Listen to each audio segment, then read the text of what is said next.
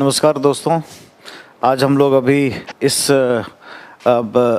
नए चैप्टर में एटीट्यूड के आगे क्रम में बढ़ेंगे। अब तक आपने देखा है कि एटीट्यूड क्या है, इसकी संकल्पना क्या है, इसकी गहनता क्या है। ठीक है, आपने इसके कंटेंट को देखा है, विषय वस्तु क्या होती है, अभिवृत्तिक परिवर्तन करने के लिए सिद्धांत कौन कौन से हैं, इसकी संरचना क्या है, इसकी भूमिका क्या है।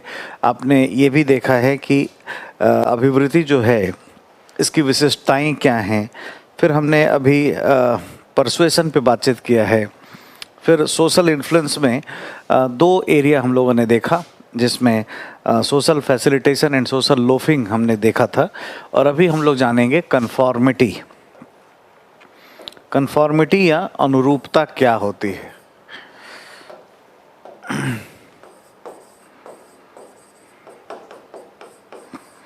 कन्फॉर्मिटी या अनुरूपता, ठीक है। अनुरूपता देखिए क्या है। मानक निर्देशित व्यवहार को अनुरूपता कहते हैं, है ना। मानक निर्देशित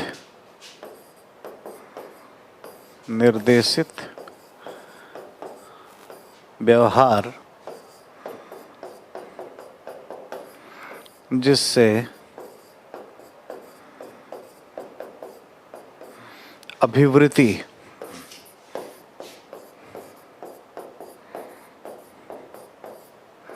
में परिवर्तन किया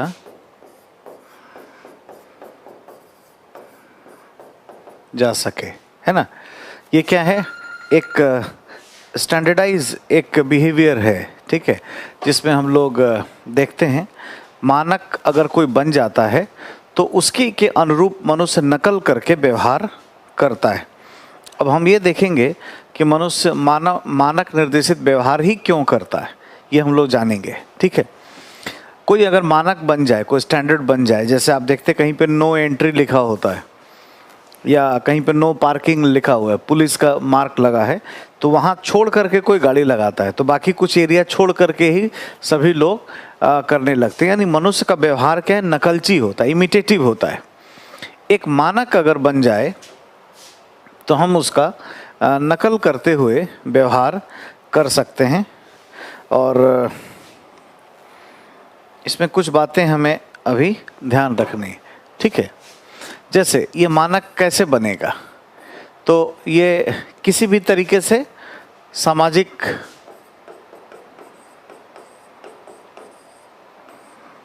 है ना, एक तरीके से मान्यता या मूल्य का प्रभाव होगा। अगर हम नैतिक मानक की बात कर रहे हैं, जैसे बड़ों का आदर करना चाहिए, महिलाओं का इज्जत करना चाहिए, तो फिर एक वैसा ही व्यवहार का हम नकल करने लगते हैं। सवाल उठता है कि कोई व्यक्ति मानक निर्देशित व्यवहार क्यों करता है। अगर हम इसकी बात करें, कोई व्यक्ति मानक निर्देशित व्यवहार क्यों करता है ना, तो ये बात हमें ध्यान में रखना चाहिए कि ऐसा इस वजह से है। इसका मूल कारण यह है कि मनुष्य का व्यवहार जो है वो नकलची होता है, इमिटेटिव नेचर का व्यवहार मनुष्य का होता है। ये पॉइंट हमें ध्यान में रखना चाहिए। व्यवहार नकल पर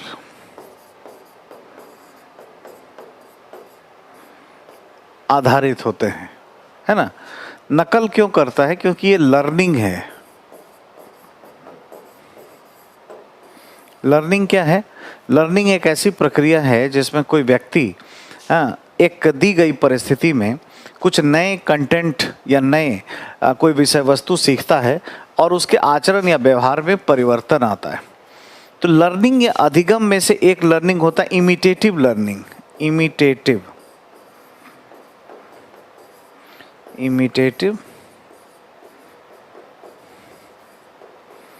लर्निंग, है ना। यानी नकल के आधार पर हम अधिगम करते हैं। व्यवहार क्या है? नकल पर आधारित है। क्यों? अब ये क्यों है ऐसा, इसकी अगर बात करें कि ऐसा क्यों है, तो हम ये जानेंगे कि हमारा जो व्यवहार है वो इमिटेटिव लर्निंग से प्रेरित होता है। हम नकल के आधार पे ही काम करते हैं, ठीक है। अब जैसे कहीं पे भी अगर कोई ऐसा बोर्ड लगा है, ठीक है, और उसमें लिख दिया गया है भाई नो पार्किंग, यहाँ पे कोई पुलिस का लिख दिया, राजस्थान पुलिस, दिल्ली पुलिस, कुछ लगा दिया गया, तो आप देखेंगे कि इसके सामने जो है लोग गाड़ी नहीं लगाएंगे, इसे थोड़ा हट करके यहाँ पे गाड़ियाँ लगनी शुरू हो जाएंगी। एक बार कोई गाड़ी लगा तो एक क्यू बन जाएगा और लगातार लोग ऐसे इस तरीके से गाड़ी लगा देंगे, तो एक नॉर्म्स बन गया, अपने आप में नॉर्म्स बन गया। यही कन्फॉर्मिटी है ना, या यही मानकीकृत व्यवहार है। अब सवाल ये उठता है कि मनुष्य कन्फॉर्मिटी करता ही क्यों है, हम नकल क्यों करते हैं, या कोई मानक बना दिया जाता है तो हम मानकीकृत व्यवहार क्यों करने लगते हैं, हमें ये समझना है। अनुरूपता क्यों, ये जानना है। तो इसके पीछे दो साइकोलॉजिकल स्टडी है, दो अध्ययन है जो हमें देखना है, ठीक है। एक अध्ययन को हम लोग कहते हैं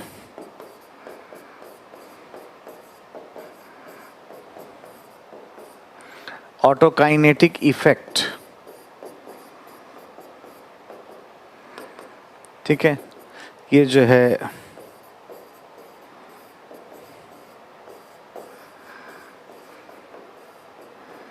मुजफ्फर शेरीफ के द्वारा ये दिया गया है, और दूसरा जो है इसको हम लोग एस टेक्निक के नाम से जानते हैं, एस टेक्निक।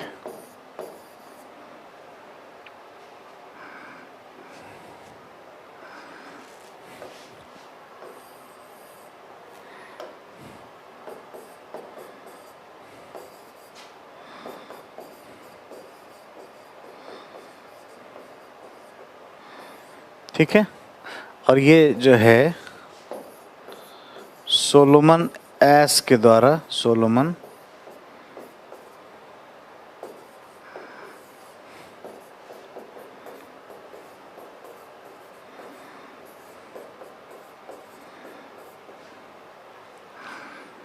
ये है मुजफ्फर शेरीफ,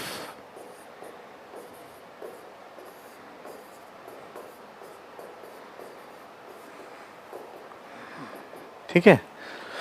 तो इस तरीके से दो स्टडीज़ और दो अध्ययन हमें यहाँ देखने को मिलते हैं जिस पे हमें बात करनी है, ठीक है, और जिस पे काम करना ज़रूरी है।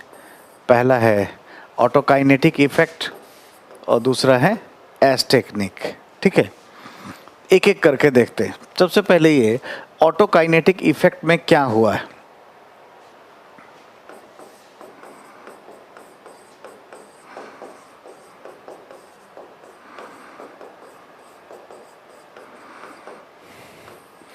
इसमें मुजफ्फर शेरीफ ने क्या किया, एक है ना बंद कमरे में एक है ना विजिबिलिटी टेस्ट किया गया, और वहाँ पर एक कैंडल ऐसा रखा गया, जैसे यहाँ पे एक व्यक्ति है, मान लीजिए ये बैठे हैं, और यहाँ से एक डिस्टेंस पर यहाँ एक कैंडल ऐसा रखा गया है ना, और कैंडल इस तरीके से हुआ, और ये कहा गया इनसे कि कैंडल की लॉ जो हिल रही है, ये जो लॉ है ये हिल रही है, मान लीजिए ये यूं हो रही है, कभी इधर से ऐसी हो रही है, तो उसका डिस्टेंस क्या है आपके आईज से, इस पर टेस्ट किया गया। और ये लोग क्या करते थे, ये पहले इनको कुछ बता दिया करते थे, ठीक है, जैसे कुछ एवरेज दूरी बता देते थे। जैसे मान लीजिए कि ये कह देते थे कि आप 10 इंच की दूरी पर हैं, या वो लॉ है आपके आईज से 10 इंच या 12 इंच 20 इंच की दूरी पर है, ऐसा कहते थे। तो जो कह देते थे ना, इसी के आसपास ही लोग बात करते थे। पूछा जाता था कि इनसे कि हिल रही है तो कितना है, तो कोई कहता था कि हाँ ये 9.9 है, कोई 10.1, मतलब एवरेज जो कह दिया जाता था इसी के आसपास, यानी जो मानक बना दिया जाता है उसी के आसपास लोग व्यवहार करना पसंद करते हैं। यानी मानकीकृत व्यवहार ही लोग अधिक से अधिक करना चाहते हैं। ठीक है, ये एक अपने आप में इसमें देखने को मिलता है। ये बड़ा अजीब सा विषय है और लगभग 67% टाइम्स जो है इसी तरह की चीज़ें उनको देखने को मिली, है ना। तो इससे ये देखने को मिल गया कि भाई क्या है कि मनुष्य जो है नकल करता है और जो भी मानक बना दिया जाएगा, मानक के अनुरूप ही वह व्यवहार करेगा और फाइनली वह नकल पर आधारित होता है। ठीक है, तो इस तरीके से एक अध्ययन हुआ। एक जो दूसरा है एस टेक्निक, इसमें क्या किया कि सोलोमन एस ने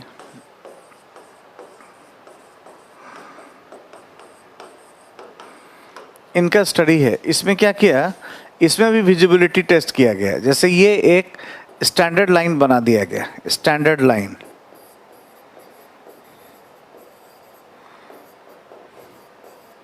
यानी मानक रेखा, एक दूरी इसकी तय कर दी गई और फिर ये कहा गया किसी को कि वो इसमें से बताए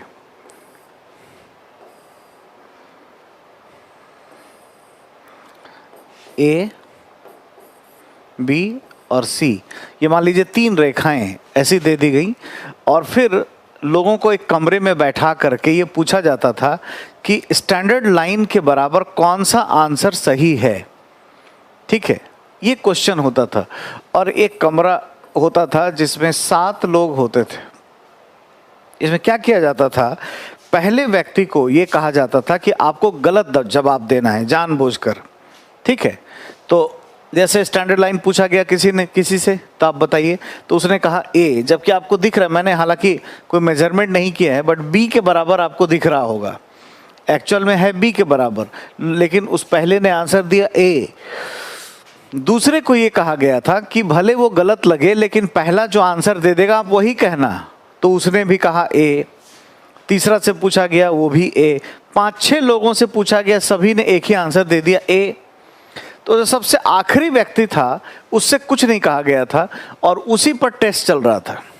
तो परिणाम ये निकला, जब उसे सवाल पूछा गया तो उसने भी आंसर दे दिया ए, जबकि वो आखिरी व्यक्ति भी ये जानता था कि ये गलत आंसर है, लेकिन इतने सारे लोग गलत थोड़ी हो सकते हैं।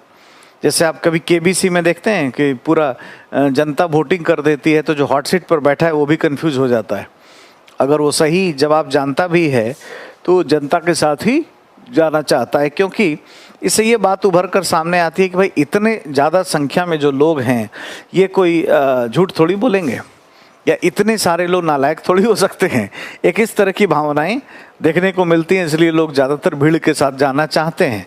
तो 7वां भी व्यक्ति गलती करता है ये जानते हुए, यानी इससे भी क्या सीखने को मिला कि मनुष्य को अगर मानक बना दिया जाए तो वो नकल करेगा और उसका व्यवहार इसी पर आधारित होगा, यानी अनुरूपता काम करती है या कन्फॉर्मिटी काम करती है। तो हम लोग क्या बात कर रहे थे बच्चों, अनुरूपता क्यों, 2 टेस्ट उसमें दिखा। तो 2 आप तो केस स्टडी आपने देख लिया है ना, 2 मनोवैज्ञानिक अध्ययन आपने देखे, ये साइकोलॉजी का है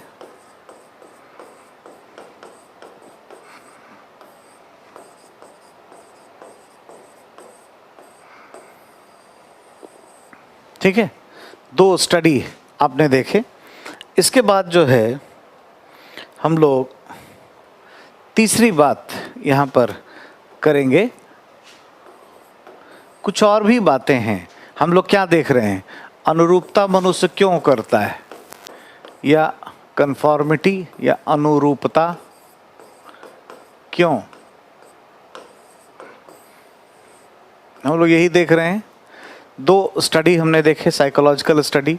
जिसमें एक तरीके का मनोविज्ञान पाया जाता है ना। इसके अलावा और कौन कौन सी बातें हैं जिसका हमें ध्यान रखना चाहिए यहाँ पर, ये बहुत ज़रूरी है, ठीक है।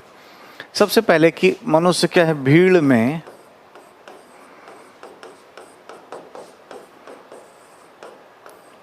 सुरक्षा का अनुभव होता है। इतना ही नहीं, मनुष्य समूह के साथ ही रहना चाहता है ना। समूह में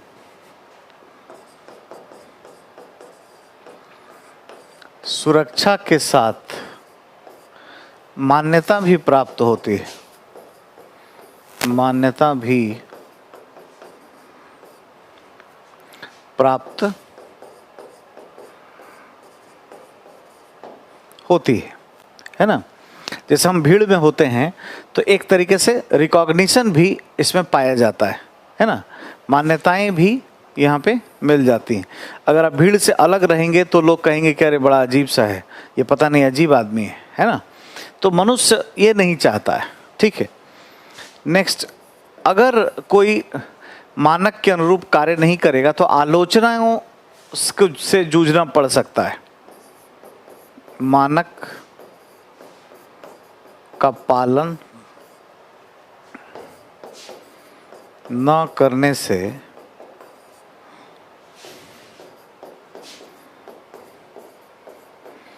आलोचना या दंड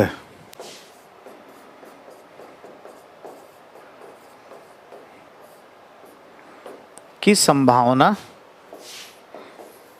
रहती है, ठीक है।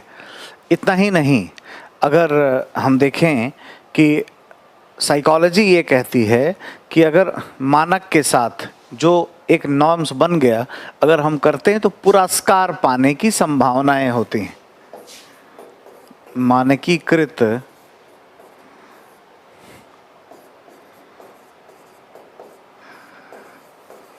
व्यवहार में पुरस्कार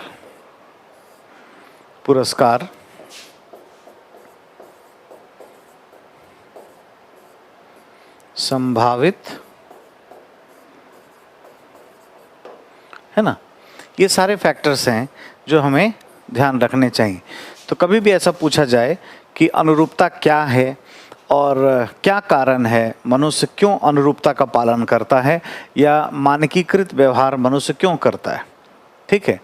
अनुरूपता या कन्फॉर्मिटी एक ऐसी प्रक्रिया है, जब कोई एक स्टैंडर्ड बन जाता है तो ज़्यादातर लोग उसका नकल करते हैं और वही करने में क्या है, सुरक्षा का अनुभव करते हैं, ठीक है।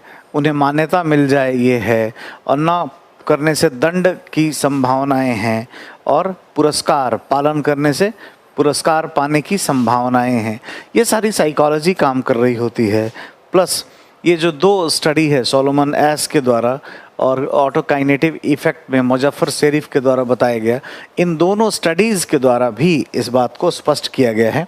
ये नोट्स में मैंने जो आपके ऐप पे पढ़ रहे होंगे, जो पहले ही ऑलरेडी नोट्स दिया गया है, प्रिंटेड नोट्स, या आपको जो ऐप पे नोट्स चल रहा होगा उसमें मैंने ये सब दे रखा है। लगातार एटीट्यूड के चैप्टर में आप आसानी से पढ़ पाओगे। दोनों ही चैप्टर को हमने खुद शामिल किया है, या हमने अपनी किताब लिखी है एथिक्स, इंटीग्रिटी एंड एप्टीट्यूड की, जो किताब महल से पब्लिश होती है, उसमें भी हमने ये दे रखा है ऑलरेडी, ठीक है, जहाँ पर आसानी से आप देख सकते हैं। अब हम लोग ये जानना चाहेंगे कि इसका क्या फ़ायदा क्या है, इसका क्या लाभ है। तो अनुरूपता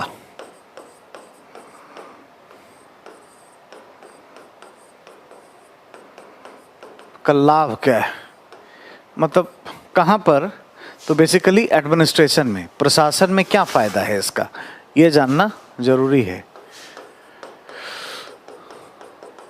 प्रशासन में इसका फ़ायदा क्या है।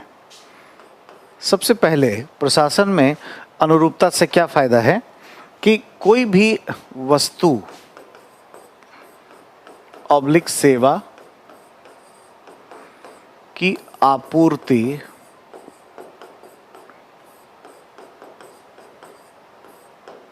सरल हो जाती है। है ना। जैसे लाइन ही लगा करके मान लीजिए कि पब्लिक डिस्ट्रीब्यूशन सिस्टम है, तो एक कन्फॉर्मिटी बना दिया जाए कि पहली बुजुर्ग महिलाओं को मिलेगा, लिख दिया जाए, और ऐसा कुछ लाइनों में दिखे भी बुजुर्ग महिलाएं, तो क्या होगा कि ये अपने आप एक नियम बन जाएगा, बार बार किसी को कहना नहीं पड़ेगा। तो क्या है, सेवा आपूर्ति में ये काम आता है, ठीक है। इवन आपदा प्रबंधन में, आपदा प्रबंधन में भी ये लाभकारी होता है। डिजास्टर मैनेजमेंट के लिए भी ये अच्छा है। यदि हम एक सिस्टम बना दें, जैसे मान लीजिए केदारनाथ जैसा कांड हुआ था, तो वहाँ से लोगों को अगर एयरलिफ्ट करना है तो सबसे पहले बुजुर्ग को किया जाएगा, महिलाओं को, बच्चों को, फिर युवा को। एक ऐसा बना दिया जाए तो अपने आप ये हो जाएगा। या गुड्स एंड सर्विसेज कैसे मिलेंगी, इसका भी संचालन हो जाएगा। तीसरा, ट्रैफिक मैनेजमेंट में, ट्रैफिक प्रबंधन में भी इसका इस्तेमाल है। जैसे आप देखते हैं जब आप रोड पे चलते हैं तो ड्राइवर क्या है, खूब एक्सेलरेट कर रहा होता है, उसे बड़ा मज़ा आता है, लेकिन अचानक एक बोर्ड लगा हुआ आता है कि आप सीसीटीवी सर्विलेंस में हैं, है ना, स्पीड जो है थ्रिल्स बट किल्स, तो उसको थोड़ा डर लगता है, एटीट्यूड चेंज होता है, फिर एक्सेलरेट छोड़ करके वो ब्रेक की तरफ जाता है और गाड़ी को अपना स्लो करता है, ठीक है। तो इस तरह की विषय वस्तु हमें यहाँ भी देखने को मिलती है। ट्रैफिक मैनेजमेंट में बोर्ड लगा करके, होर्डिंग, बोर्डिंग के माध्यम से काफ़ी कुछ हम कर सकते हैं। तीसरा जो है, कभी भी कोई निर्माण कार्य हो रहा होता है, निर्माण कार्य या परियोजना अगर कोई चल रही है, तो यहाँ पर भी हम कन्फॉर्मिटी कर सकते हैं कि भाई काम कैसे होगा, कितने चरणों में होगा, उसी का पालन किया जाएगा संगठन में, है ना। इतना ही नहीं, इसका जो एग्जीक्यूशन है एडमिनिस्ट्रेशन में, ऑफिस मैनेजमेंट के लिए, कार्यालय प्रबंधन के लिए किया जा सकता है ना। ऑफिस मैनेजमेंट बहुत अच्छे से हो सकता है यहाँ पर, ठीक है।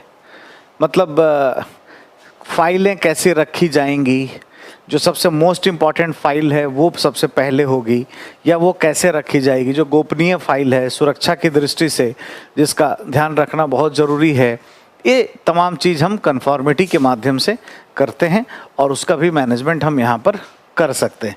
तो ऑफिस मैनेजमेंट हम बहुत अच्छा कर सकते हैं। एडमिनिस्ट्रेशन में कन्फॉर्मिटी को लॉ एंड ऑर्डर के लिए भी इस्तेमाल कर सकते हैं ना, कानून एवं व्यवस्था। मान लीजिए धारा 144 अगर लागू है तो 4 आदमी एक जगह इकट्ठे ना हो, या 145 लागू है तो अनआर्म्ड कोई असेंबली हो सकती है, कोई लाठी भाला के साथ कोई व्यक्ति 4 या 5 व्यक्ति इकट्ठे नहीं होंगे। इन सब के लिए हम लोग क्या है, लाउड स्पीकर से, माइक से अनाउंसमेंट करके, एडवर्टीजमेंट दे करके हम लोग इसको क्या कर सकते हैं, सुधार सकते हैं या लागू करा सकते हैं, ठीक है। अनुरूपता का फ़ायदा जो है वो किसी ऐसे सुधार के कार्यक्रम के लिए कर सकते हैं, रिफॉर्म प्रोसेस के लिए भी कर सकते हैं। सुधार योजना, प्रशासन में अगर कोई सुधार की योजना अगर चलाई जा रही है, तो जैसे मान लीजिए भ्रष्टाचार को ही दूर करना है, तो कोई ऐसे अधिकारी हैं जिसको prime ministerial award for the excellence in public administration मिला हो, उस व्यक्ति को प्रायोरिटी दें, या उसके नेतृत्व में हम लोग कोई एक सप्ताह मनाएं, या उनके द्वारा जो ट्रेनिंग प्रोग्राम है उसका संचालन करें, तो ज़्यादा से ज़्यादा लोग क्या करेंगे, इसका नकल करने का प्रयास करेंगे। तो कोई भी सुधार योजना का संचालन भी हम कर सकते हैं। इससे ना पब्लिक के और प्रशासन में भागीदारिता को बढ़ाया जा सकता है। कन्फॉर्मिटी के माध्यम से प्रशासन में नागरिकों की भागीदारी में भी बढ़ोतरी हो सकती है। कैसे होगी ये? इसके लिए अगर मान लीजिए हम सिटीजन चार्टर का एडवर्टाइज़ करें, प्रचार करें और ये बताएं कि प्रशासन में नागरिकों की भागीदारिता किस तरीके से होती है और इसका क्या फ़ायदा उनको मिलेगा। ये सारी बातें अगर हम स्पष्टता से बताएं तो काफ़ी बेहतर हो सकता है। इसको हम प्रचार प्रसार के कई साधन अपना सकते हैं, कृषि दर्शन के कार्यक्रम में हम कर सकते हैं, है ना। कोई भी तरीका जिससे भी मानक बन जाए इसका ले सकते हैं। परिवार नियोजन में इस्तेमाल कर सकते हैं। सुधार योजना में ही आ गया, मान लीजिए कि भाई हम दो हमारे एक ऐसा रखें और कुछ विशेष समुदाय के लोग हैं जो ज़्यादा अगर ऐसा काम करते हैं तो उनके ही समुदाय के कुछ लोगों को ले करके अगर प्रचार प्रसार करें या कुछ कोई मॉडल्स को या कोई जिसकी समाज में मान्यता है, वैल्यू है, उसको लेकर के प्रचार प्रसार करवाएं तो इससे काफ़ी लाभ हो सकता है और काफ़ी चीज़ें बेटर हो सकते हैं। जिसमें हम ये कर सकते हैं कि भाई हम दो हमारे एक है, परिवार छोटा परिवार सुखी परिवार, तो कई सारी चीज़ें कर सकते हैं। यहाँ पर एक पॉइंट आखिरी लिख लें, प्रशासन में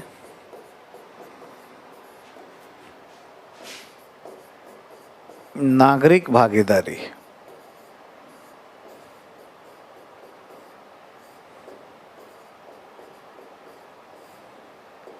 ठीक है, तो ये सारी भूमिकाएं हम यहाँ पर देखते हैं।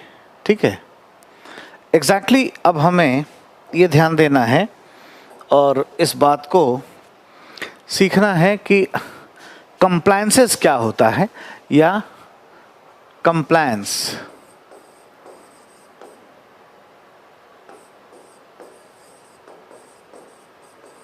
अनुपालन।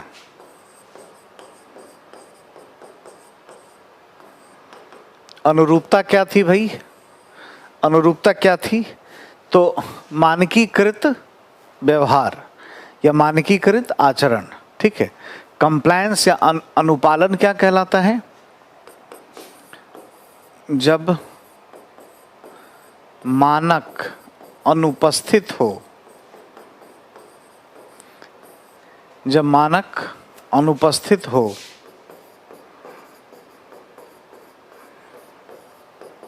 और किसी के द्वारा आग्रह किया जाए, आग्रह किया जाए तो इसे अनुपालन कहते हैं। ठीक है, अनुपालन कहते हैं। यानी जब एब्सेंट हो, स्टैंडर्ड्स ना हो, सोशल नॉर्म्स ना हो, कोई भी ऐसा मानक ना हो और उस समय जब हम इसका पालन करें तो उसे क्या कहते हैं? कंप्लायंसेस कहते हैं। अब सवाल ये उठता है कि कोई भी व्यक्ति किसी आग्रह को क्यों माने या किन परिस्थितियों में कोई व्यक्ति आग्रह को मानता है या स्वीकार करता है, ये हमें जानना है। ठीक है, तो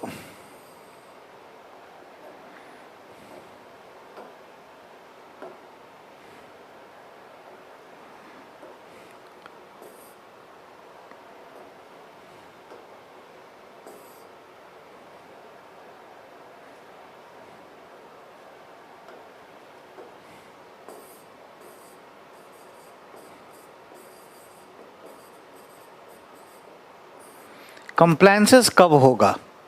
तो एक इटली के एक साइकोलॉजिस्ट थे, रॉबर्ट सियाल्डिनी, है ना, रॉबर्ट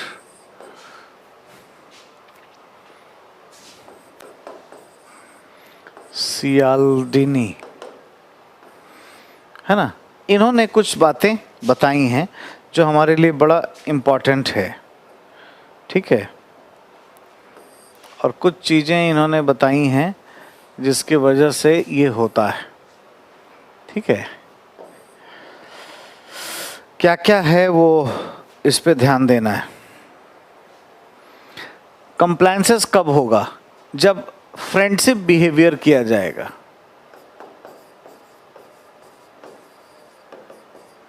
फ्रेंडशिप या लाइकिंग बिहेवियर होगा, एक तो सबसे पहले ये तभी जा कर के पॉसिबल है, तभी हो सकता है। ये तभी होगा जब कमिटमेंट दिखे।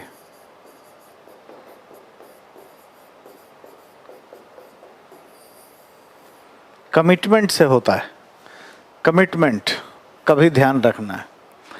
इतना ही नहीं, बिहेवियर में रेसिप्रोसिटी होनी चाहिए, रेसिप्रोसिटी, ठीक है। इतना ही नहीं, स्कार्सिटी या अभाव होना चाहिए। जो ह्यूमन बिहेवियर है उसमें सोशल वैलिडेशन, सोशल वैलिडेशन या सामाजिक मान्यता या वैधता होनी चाहिए। इतना ही नहीं, अथॉरिटी भी होना चाहिए, सत्ता का भी अभ्यास, अथॉरिटी, ये भी होना चाहिए। एक एक करके पहले हम डिस्कस करेंगे, फिर सब पे जो पॉइंट्स हैं उस पे हम देखेंगे। हम क्या देख रहे हैं?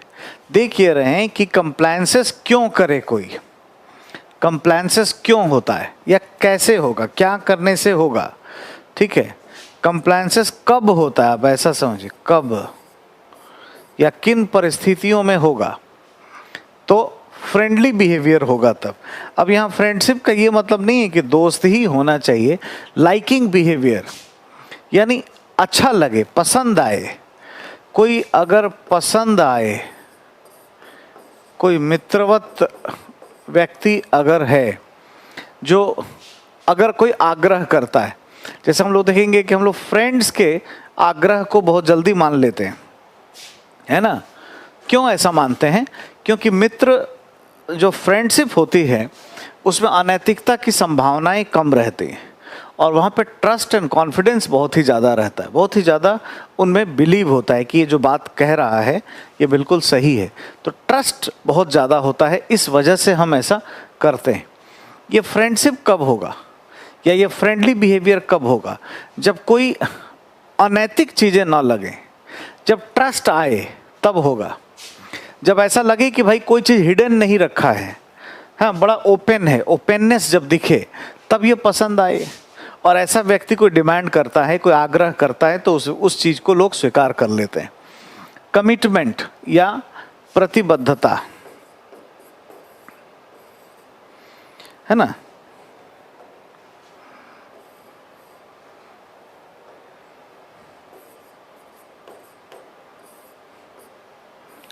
प्रतिबद्धता, प्रतिबद्धता से सेंस यहाँ पर जो है, दो तरह के फॉर्मूला इसमें प्रयोग होता है। एक को कहते हैं foot in the door technique, foot in the door, है ना, उससे भी कमिटमेंट होता है। जैसे सेल्स पीपल, एडवर्टाइजर्स, ये इसका बहुत ज़्यादा प्रयोग करते हैं।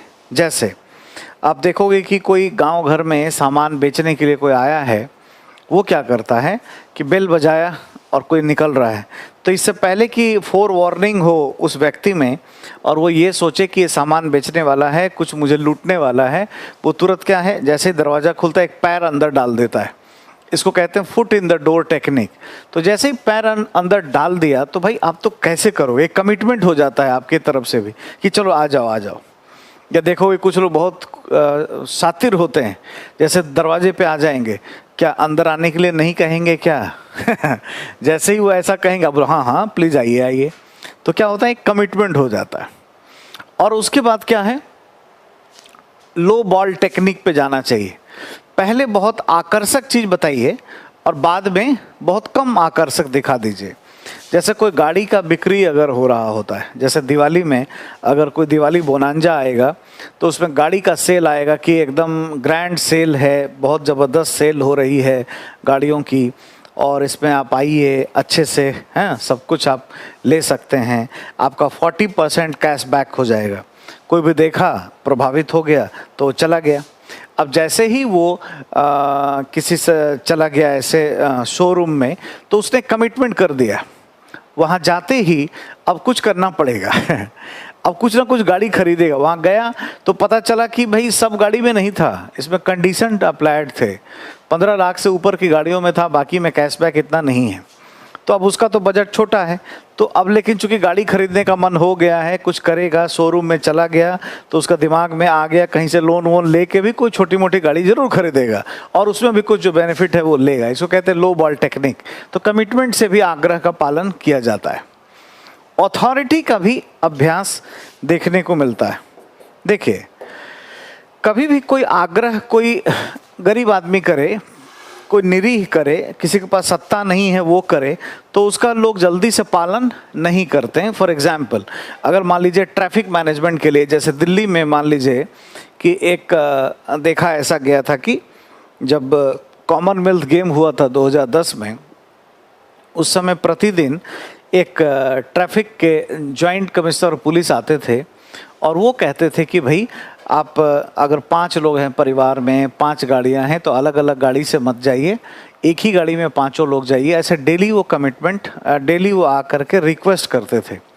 तो एक सत्तावादी व्यक्ति है ना, जॉइंट कमिश्नर है, इनका जॉइंट कमिश्नर ट्रैफिक का, ठीक है, और chief minister, prime minister, district magistrate, कोई भी अथॉरिटी वाला व्यक्ति अगर अपनी बात को रखेगा तो उसके पालन होने की संभावनाएं बहुत हो जाती हैं। अगर कोई वही कहता कि अजी मैं राम गोपाल बाबू बोल रहा हूँ जी, और हेड कांस्टेबल आप एक ही गाड़ी में जाओ, गाड़ी मत निकालो, पूरी दुनिया देख रही है, कोई नहीं सुनता, क्या हेड कांस्टेबल है। अथॉरिटी क्या करती है, वो जो स्टार और वो जो अथॉरिटी है ना, वो उसमें आग्रह भी जो है ना आदेश का रूप ले लेता है, तो इसलिए ये चल जाता है। तो सत्ता से भी इसका काम बन जाता है और आग्रह का पालन हो जाता है। कोई भी ऐसा हम काम करें जो सामाजिक रूप से वैध हो, ऐसा कोई आग्रह, सोशल वैलिडेशन हो, है ना, सामाजिक वैधता। जैसे मान लीजिए आप चंदा मांगते हैं कि भाई कुछ पैसा चंदे के रूप में आप दीजिए और उस पैसे का इस्तेमाल गरीबी दूर करने में होगा या बीपीएल महिलाओं के लिए होगा, तो एक क्या हो गया, सामाजिक वैधता हो गई, एक सोशल वैलिडेशन हो गया, एक इम्पॉर्टेंट एस्पेक्ट से बन जाता है। और कहीं ना कहीं इसमें लोग उसको मानने के लिए तैयार हो जाएंगे कि नहीं जी बात सही कह रहा है और इसका भी पालन हमें कर लेना चाहिए, है ना। स्कार्सिटी या अभाव, स्कार्सिटी अपने आप में एक ऐसा सिचुएशन क्रिएट करता है जिसमें लोग पालन करते हैं आग्रह। जैसे आप कहीं घूमने जा रहे हैं, वहाँ लगा है कि 50% ऑफ फॉर टुडे ओनली, तो अभाव है। जो अभाव है, मनुष्य का स्वभाव है कि वो उसको प्राप्त करना चाहता है। अभाव नहीं रहेगा तो उस पर महत्व नहीं देता है। स्कार्सिटी इंपॉर्टेंट है, इसलिए मोहब्बत में लोग स्कार्सिटी भी दिखाते हैं, है ना। तो स्कार्सिटी से एटीट्यूड चेंज होता है और आग्रह जो है वो चल जाता है ना। लोग इसको एडवर्टाइजर्स, मार्केट प्लेयर्स इसको सामान बेचने में प्रयोग करते हैं। रेसिप्रोसिटी यानी ये क्या है, एक परस्पर जो संबंध होता है, रेसिप्रोकल रिलेशन या डायगोनल रिलेशन होता है। इससे क्या होता है, ठीक है। तो इसके एग्जाम्पल मैं पहले बताता हूँ। देखिए क्या है, मनुष्य का स्वभाव रेसिप्रोकल है, आप जैसा करेंगे उधर से वैसा आएगा। तो ऐसा होता है कि जैसे आपको किसी मित्र से मान लीजिए पैसे लेने हैं उधार, आग्रह आपको करना है और आपको ऐसा लगता है कि झूठ भी बोल सकता है तो थोड़ा चालू भी है। मान ले लीजिए कि आपको ये पता है कि आपके मित्र के पास 15,000 रुपये होते हैं और वो आसानी से आपको दे देगा, कोई काम पड़ेगा तो। लेकिन आप ये भी जानते हैं कि होशियारी भी कर सकता है, पैसा नहीं भी दे सकता है और आप कोई रिस्क लेना नहीं चाहते हैं। आप ये चाहते ही चाहते हैं कि आपको पैसा मिले, तो आपको क्या करना चाहिए, रेसिप्रोकल बिहेवियर करना चाहिए। जैसे उससे अगर पैसा लेना है तो पहले बिहेवियर पहले अच्छा करें, थोड़ा सा उसका तारीफ़ कर दें, you are looking so good, तुम बहुत अच्छे हो, ये वो, तो खुश होगा, वो भी आपके लिए अच्छा अच्छा करेगा। फिर आप बोलिए कि देखो ना एक काम है हमारा और हमें पैसे का थोड़ा ज़रूरत था और आपको पता है कि 15,000 रुपये होता है, तो 15 मत मांगिए, है ना, झूठ बोल सकता है। अगर आप 15 मांगेंगे तो ये कह देगा शायद कि अगर कल मांगे होते तो आपको ये मिल जाता, मैंने उसको दे दिया, इसको दे दिया, 10 तरह की कहानियाँ बना सकता है। तो आप ऐसा कह दीजिए कि मुझे 50,000 रुपये का ज़रूरत है या 1 लाख रुपए का बहुत सख्त ज़रूरत है। अब वो उसके पास जगह है, क्योंकि उसे भी ये पता है बात कि आपको ये मालूम होता है कि उसके पास सिर्फ 15,000 रुपये होते हैं, इससे ज़्यादा नहीं होता है, तो तुरंत वो कहाँ आ जाएगा, देखो मेरे पास कहाँ है 1 लाख रुपये, तुम तो जानते ही हो, हाँ हम लोग बचपन के दोस्त हैं, तो ऐसा है वैसा है, मेरे पास होता तो तुरंत दे देता। जब भी वो बोले ना तो कमिटमेंट कर रहा है, ये काम कर रहा है, बोले हाँ हाँ अच्छा होता तो क्या करते, दे देते दे देते, ऐसा सुनते जाइए, और सुनने के बाद बोले कि ऐसा है तुम 15,000 लाओ, ठीक है, बाकी मैं एक जगह से बात कर लिया हूँ, हो जाएगा, 15 दे दो। अब वो ना बोल ही नहीं पाएगा ये आग्रह उसको पालन करना ही करना पड़ेगा। तो ये जो रेसिप्रोकल रिलेशन है, ये परस्पर है ना, प्रतिक्रिया ये काम करती है। और फाइनली गवर्नमेंट इसका प्रयोग टैक्स एडमिनिस्ट्रेशन में करती है, कर को संचालित करने में, कर संग्रह के कॉन्टेक्स्ट में इसका प्रयोग करती है। ठीक है, ये तमाम बातें हम लोग देखेंगे और जानेंगे। ठीक है, थोड़ा थोड़ा एक एक दो दो पॉइंट सब पे लिख लेंगे। फ्रेंडशिप बिहेवियर या लाइकिंग बिहेवियर में क्या होगा? फ्रेंडशिप, लाइकिंग व्यवहार या मित्रवत व्यवहार से लोग आग्रह का पालन कर लेते हैं। आप फिल्म देखे होंगे वेलकम टू सज्जनपुर, उसमें एक कोई मुन्नी बाई होती हैं जो ट्रांसजेंडर होती हैं, तो वो आग्रह करती है कि देखो भाई मैं तो ट्रांसजेंडर हूँ, मेरा तो ना तो कोई परिवार है, ना कोई धर्म है, ना जाति है, तो मैं कोई भेदभाव कर ही नहीं सकती। तो ये आग्रह बड़ा फ्रेंडली हुआ, नैतिकता इसमें देखने को मिली। ऐसा ही एक हॉलीवुड में भी फिल्म आई थी हार्वरी मिल्क की, उसका नाम था मिल्क फिल्म का, जिसको ऑस्कर एकेडमी अवार्ड मिला था। सेम उसमें था, उसमें भी एक ट्रांसजेंडर था जो वोट की डिमांड करता है और लोग उसका आग्रह मान लेते हैं, क्योंकि उसमें सच्चाई दिखती है, नैतिकता दिखती है कि हाँ भाई ये तो ट्रांसजेंडर है, इसका तो कोई फैमिली है ही नहीं, ये किसके साथ भेदभाव करेगा। तो मित्रता में सबसे इम्पोर्टेंट क्या है कि नैतिकता नजर आनी चाहिए, नैतिकता होती है। इसमें क्या है? सत्यनिष्ठा नजर आती है। हाँ, फ्रेंडली बिहेवियर तभी होगा, या इस तरह के व्यवहार में क्या क्या चीज़ होना चाहिए जिसको हम लोग फ्रेंडली बिहेवियर कहेंगे, जिससे कंप्लायंसेस हो जाएगा। उसमें क्या होगा? पारदर्शिता, ट्रांसपेरेंसी होना चाहिए, ट्रांसपेरेंसी से होगा, अपनापन, बिलोंगिंगनेस लगना चाहिए, है ना। इसमें कल्चरल एकता, सांस्कृतिक एकीकरण नजर आना चाहिए। ये सारे पॉइंट्स होंगे तो फ्रेंडली बिहेवियर हो जाएगा। ठीक है, दूसरा उसके बाद आपने देखा था कमिटमेंट या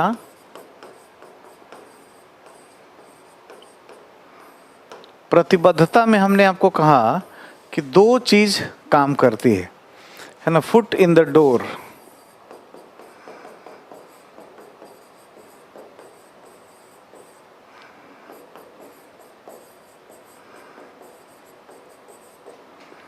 foot in the door technique, और दूसरा जो है लो बॉल,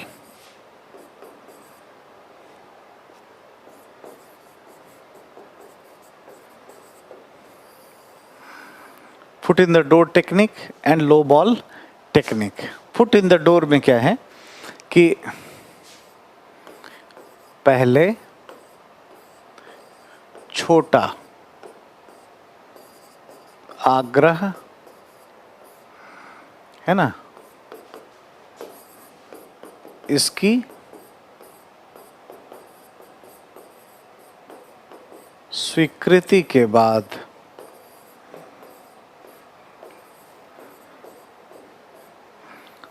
बड़ा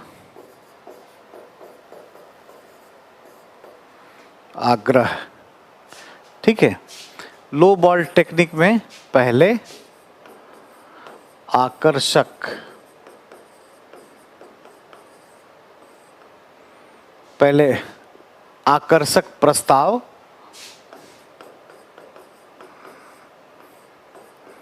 और उसके बाद उसे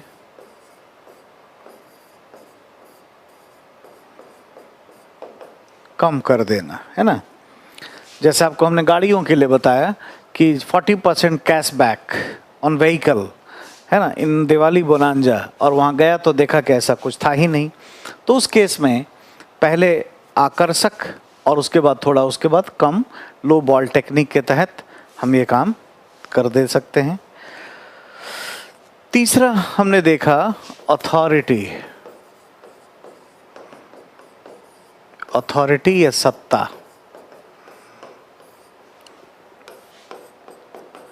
सत्ता मनुष्य को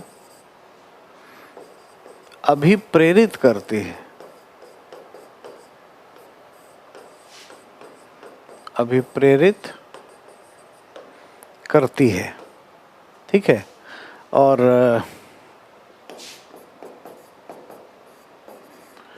सत्ता कई बार आदेश, है ना, या कमांड,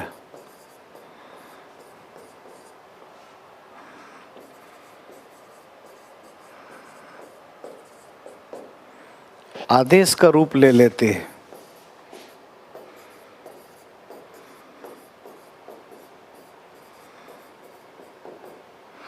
ठीक है, आदेश का रूप ले लेती है, ठीक है। तो सत्ता भी क्या है, ये भी अपने आप में अथॉरिटी जो है एक तरीके से कंप्लायंसेस को बढ़ावा देती है। लोग इसको स्वीकृति प्रदान करते हैं, जहाँ पे सत्ता नहीं है वहाँ स्वीकृति प्रदान नहीं करते हैं। तो ये तीन चीज़ हमने देखी कि फ्रेंडली बिहेवियर में क्या क्या चीज़ होना चाहिए, कमिटमेंट के लिए क्या होगा, अथॉरिटी में क्या होगा, सोशल वैलिडेशन क्यों होता है, स्कार्सिटी और रेसिप्रोसिटी, इसमें भी हम लोग थोड़ा बात करेंगे।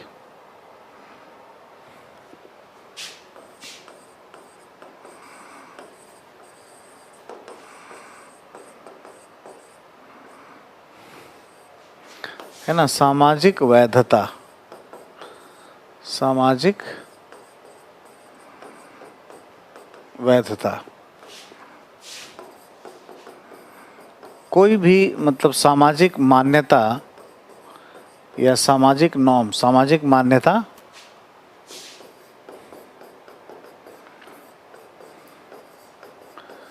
किसी व्यक्ति के अभिवृत्ति को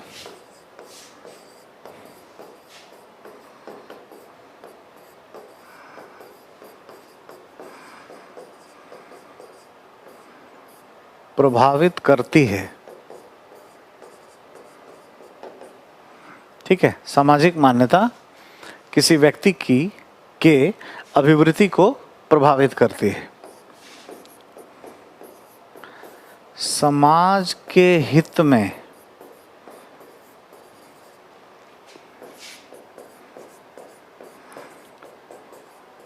होने वाले कार्य के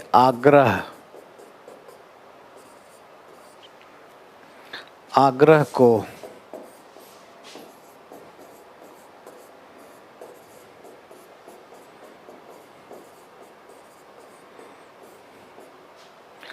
मानने की संभावना अधिक होती है।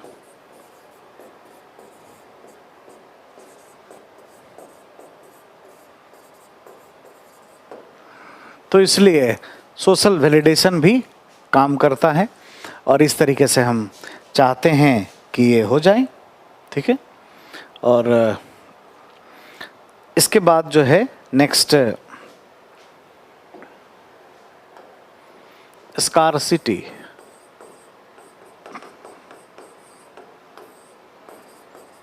या अभाव, ठीक है। अभाव के कॉन्टेक्स्ट में अगर देखें तो अभाव भी बड़ा काम करता है ना। स्कार्सिटी या अभाव एक ड्राइवर की भांति काम करता है। ड्राइवर्स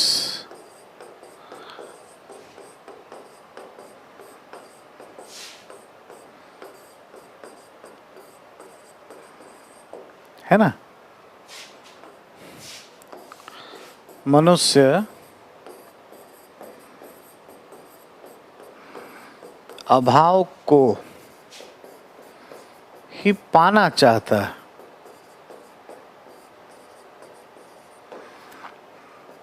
मतलब जो चीज इजीली अवेलेबल है वो कभी मनुष्य के लिए आकर्षण का केंद्र नहीं बनता है। मनुष्य हमेशा वो चाहता है जो उसको मुश्किल से मिले।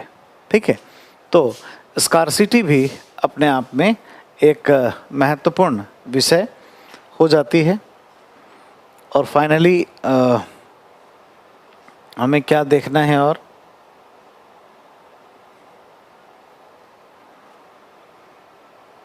हाँ, रेसिप्रोसिटी।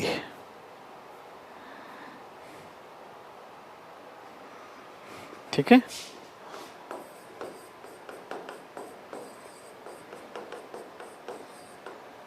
ठीक है, परस्पर प्रतिक्रिया।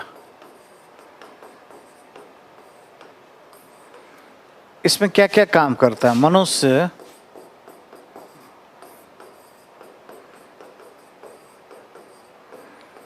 का स्वभाव क्या है जी? एक तो दो चीज नकल पर आधारित है। आप जैसा करेंगे वैसे ही वो करेगा। रेसिप्रोकल में नकल का काम बहुत होता है। और मनुष्य जो है साहचर्यता से प्रेरित होता है। साहचर्यता मतलब दोस्ती है, और बार बार जिससे मिलते हैं उससे ज़्यादा बात हम मान सकते हैं। जिससे बार बार मिलते हैं ना, उससे उसका बात मानने की संभावनाएं बहुत हो जाती है। यानी प्रॉक्सिमिटी, प्रोपिंक्विटी, फ्रीक्वेंसी बार बार जो हो रही होती है उससे इसकी संभावनाएं बहुत बढ़ जाती हैं। रेसिप्रोकल बिहेवियर करने के लिए कुछ अच्छा व्यवहार करना होता है। मानव अच्छे व्यवहार की आकांक्षा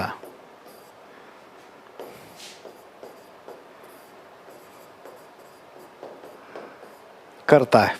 ठीक है, तो इन्हीं वजहों से क्या होता है कि पाया जाता है ना। तो ये हमने देखा कंप्लायंसेस। कंप्लायंसेस के बारे में हमने बात किया।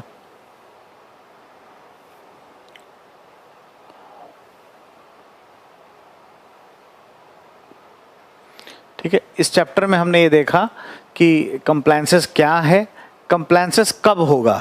अब हमें ये जानना है कि इसका बेनिफिट क्या है, मतलब इसका फ़ायदा क्या देखने को मिलता है। ठीक है, क्या बेनिफिट है?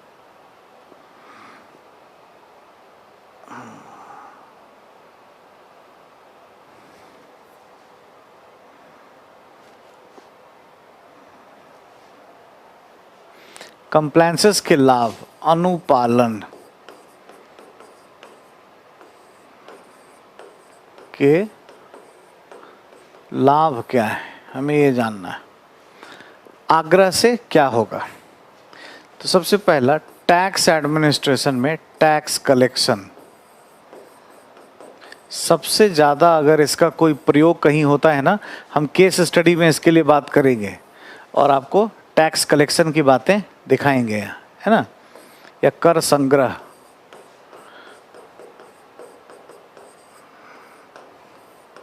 कर संग्रह में इसका होता है। नीतियों के क्रियान्वयन में, नीतियों के क्रियान्वयन में लाभ है। कानून एवं व्यवस्था में भी अगर हम कोई आग्रह करते हैं नागरिकों से और उसका पालन हो जाता है तो बहुत अच्छा होता है। ठीक है, इतना ही नहीं, कोई भीड़ है, भीड़ प्रबंधन, क्राउड मैनेजमेंट, जैसे मान लीजिए कि कभी कुंभ जैसा भीड़ लगा तो वहाँ पर क्राउड को मैनेज करने के लिए हमें इसका ध्यान रखने का ज़रूरत पड़ता है और कई बार हम इसका प्रयोग करते हैं। तो भीड़ प्रबंधन एक बड़ा विषय है। ठीक है, कई बार हम आपदा को मैनेज करने में, आपदा प्रबंधन में आग्रह का पालन करते हैं। कई बार हम जो है ट्रैफिक को मैनेज करने में, जैसा हमने आपको एग्जाम्पल बताया था, ट्रैफिक प्रबंधन में इसका पालन करते हैं। ठीक है, अर्बन जो फैसिलिटी है, नगरीय जो सेवाएं हम देते हैं, बिजली, पानी, गैस सप्लाई, ये सब भी कई बार आग्रह भुगतान के लिए नगरीय सेवाएं एवं इनका भुगतान, कि भाई समय पर आप इसका जमा कर दें। ठीक है, और जीएसटी जैसे मामले पर भी आग्रह देखने को मिलता है। ठीक है, तो ऐसे कई सारे फायदे हैं प्रशासन में, खास करके एडमिनिस्ट्रेशन में, जहां हम इसका लाभ जो है वो देखते हैं। और इस तरीके से हम ये जान सकते हैं कि ये बड़ा इम्पॉर्टेंट है, महत्वपूर्ण है। ठीक है, अब एक टॉपिक है जो हमें देखना है और वो है ओबीडियंस। ओबीडियंस या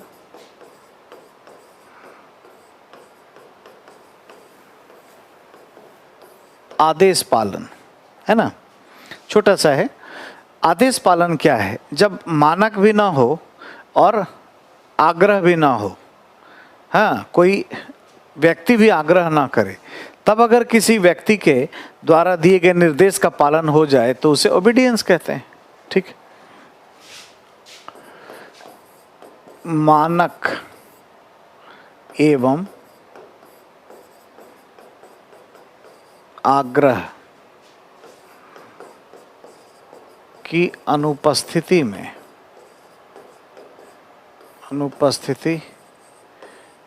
किसी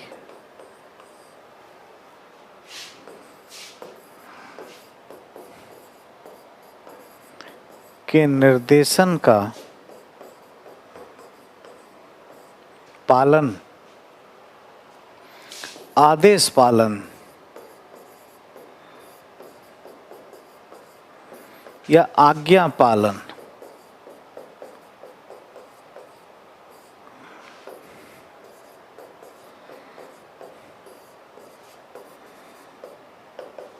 कहलाता है। यानी मानक भी नहीं है और आग्रह भी नहीं है, कंफॉर्मिटी भी नहीं है और कंप्लायंसेस भी नहीं है, तब अगर किसी के निर्देश का पालन करते हैं तो ये ओबीडियंस कहलाता है।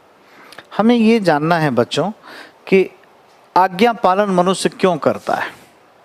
साथ में हमें यह भी सीखना है कि जो बहुत कर्तव्यनिष्ठ होते हैं लोग, हैं, वो आज्ञा पालन ज़्यादा क्यों करते हैं।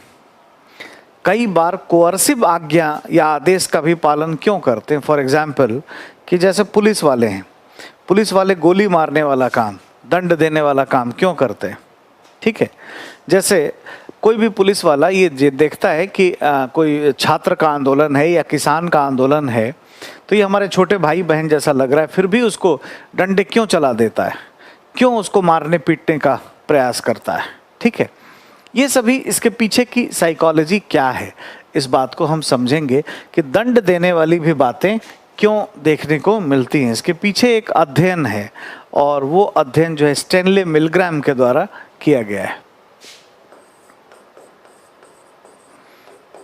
स्टैनले मिलग्राम, इन्होंने एक स्टडी किया 1964 में।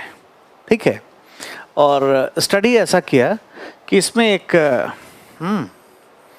ऐसा एक मशीन बनाया गया, एक लंबा सा, ठीक है, इस तरह का एक मशीन बनाया गया जिसमें एक तरफ जो है लर्नर्स थे और दूसरे तरफ थे इसके मेंटोर या टीचर्स। एक तरफ लर्नर्स,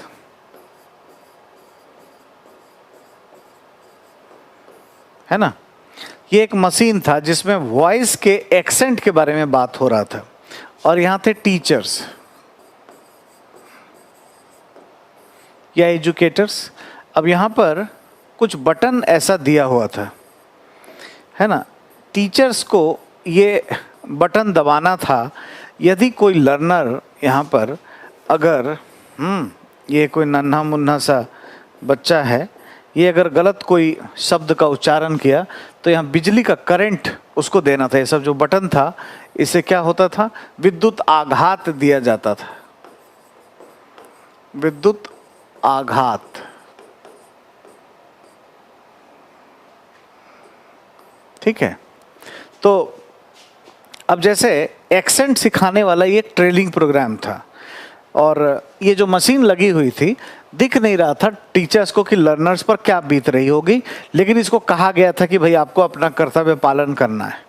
ठीक है, अब जैसे टीचर ने कोई एक वर्ड कहा कैट, तो सामने वाला कहा रैट, या उसने वो चीज़ नहीं कहा जो कहना चाहिए था, तो टीचर ने क्या किया, विद्युत आघात दिया, तुरंत एक बटन दबाया। फिर एक कोई वर्ड बोला, गलत उधर से बोला, क्यों? क्योंकि लर्नर्स को पहले ही से स्टैनले मिलग्राम ने कहा गया था इनके द्वारा कि गलत ही उच्चारण करना है,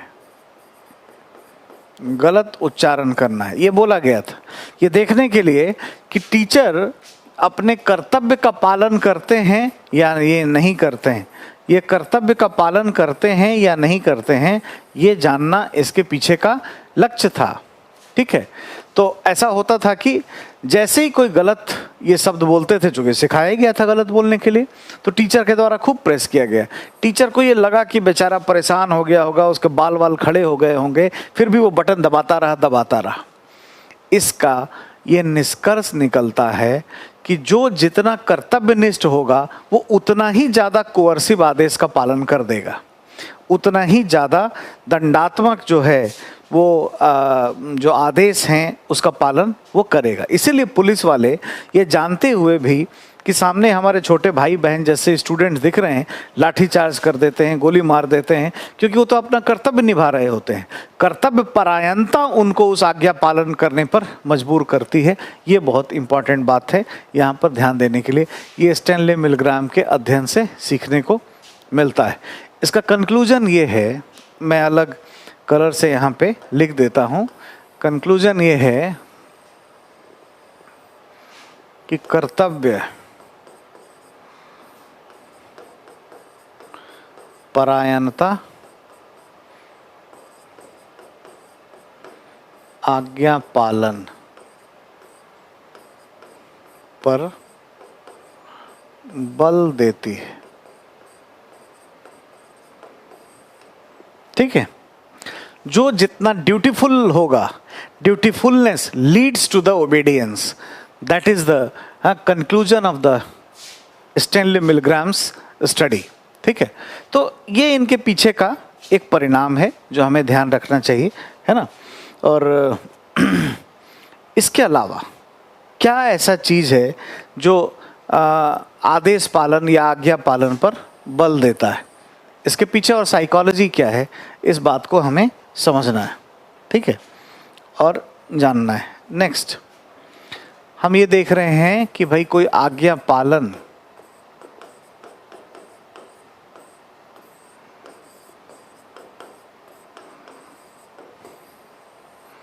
क्यों करेगा, क्यों करता है। तो सबसे पहले ये कि इससे पुरस्कार प्राप्ति की संभावना रहती है, मान्यता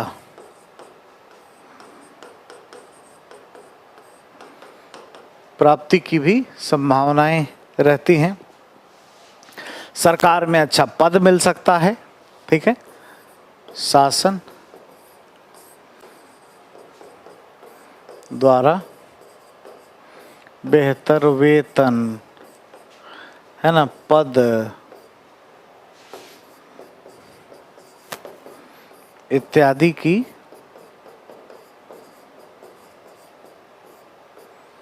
संभावना रहती है।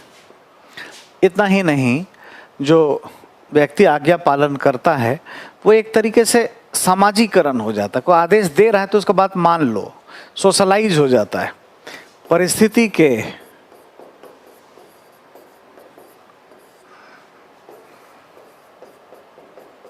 साथ जो है सामंजस्य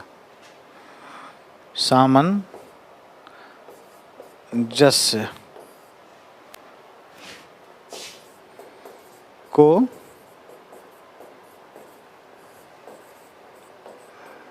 स्थापित करना।